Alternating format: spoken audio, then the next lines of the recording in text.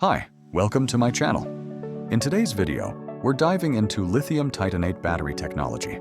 Specifically, we'll be testing a cell sold on AliExpress under the brand VariCore with a nominal capacity of 10 amp-hours. We'll measure its actual capacity and discuss its practical applications. As mentioned, this is a VariCore lithium titanate cell with a nominal voltage of 2.45 volts. The manufacturer claims a cycle life of 12,000 cycles with 80% capacity retention. The voltage range is 1.5 volts minimum to 2.8 volts maximum.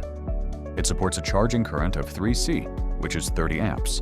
The cell weighs 277 grams, which is about 9.8 ounces, and measures 33 millimeters in width and 155 millimeters in height, or about 1.3 by 6.1 inches.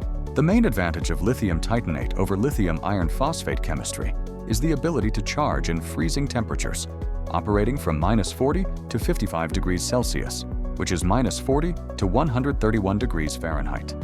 While lithium titanate has a lower energy density, which means it's heavier and bulkier for the same amount of energy, it excels in cycle life, cold weather performance, and high power output for both charging and discharging. This results in very fast charging times. Price-wise, however, lithium titanate is more expensive than lithium iron phosphate. Another difference is the voltage curve. While lithium iron phosphate cells have a very flat discharge curve, lithium titanate's curve is much steeper. Safety is also a key factor. Lithium titanate cells are thermally stable. Even with mechanical damage or overcharging, there is no risk of fire or explosion. Plus, you can discharge them down to 0 volts without damaging the chemistry. Now, let's test the cell as it arrived from the manufacturer.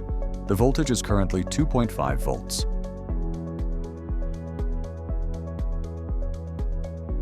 Let's charge it to its maximum voltage of 2.8 volts.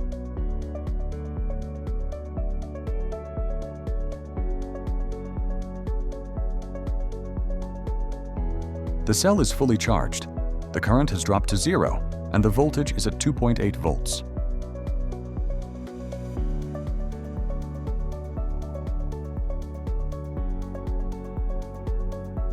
Next, we'll perform a capacity test.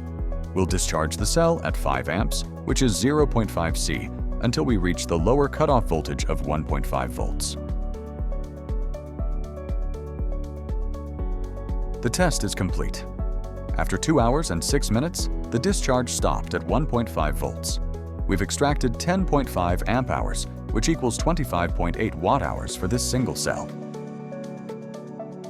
After little time, the voltage stabilized at 1.9 volts. Since one lithium titanate cell operates between 1.5 volts and 2.8 volts, building a 12-volt system requires careful planning.